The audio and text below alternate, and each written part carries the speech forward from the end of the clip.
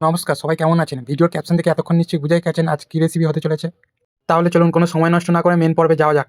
প্রথমে কড়াইতে তেল দিয়ে তেলটা গরম হয়ে গেলেই ধুয়ে পরিষ্কার করে রাখা কাঁকড়াগুলো লবণ এবং হলুদ দিয়ে ভালো করে নেড়েচেড়ে ভেজে নিন।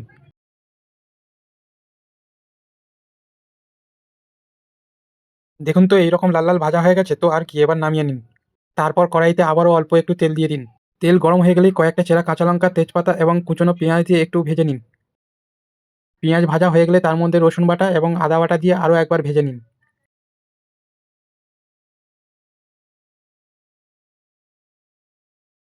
দেখুন তো রসুনের কাঁচা গন্ধ গেছে, এবার কুচনো টমেটো দিয়ে সামান্য লবণ দিয়ে ভালো করে ভাজতে থাকুন যতক্ষণ না টমেটোটা গলছে। টমেটো গলে গেছে, ব্যাস এবার সামান্য হলুদ গুঁড়ো এবং লঙ্কার গুঁড়ি দিয়ে ভালো করে মশলাটা কষিয়ে নিন।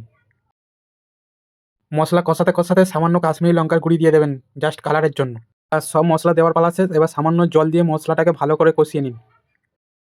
দেখুন তো মশলা থেকে তেল ছেড়ে দিয়েছে, তাহলে আর কি, সব কাজ তো করেই ফেলেছেন। এবার ভেজে রাখা কাঁকড়াগুলো দিয়ে মশলার সাথে ভালো করে খুন্তি দিয়ে মেশান। মশলার সাথে কাঁকড়া মেশানো হয়ে গেলে সামান্য জল দিয়ে 5 মিনিটের জন্য ঢেকে দিন। 5 মিনিট হয়ে গেছে, ব্যাস এবার ঢাকনাটা খুলুন। দেখুন অসাধারণ একটা সুগন্ধ ছড়িয়েছে না? যারা কাঁকড়া কোনোদিন খাননি তাদের বলছি, একদম ভয় পাবেন না। একবার গরম ভাতের সাথে খেয়ে দেখুন, কাঁকড়া আপনাকে কামড়াবে না, আপনিই কাঁকড়াকে কামড়াচ্ছেন দেখবেন। ভিডিওটি ভালো লাগলে লাইক, কমেন্ট, শেয়ার করবেন আর সাবস্ক্রাইব করবেন।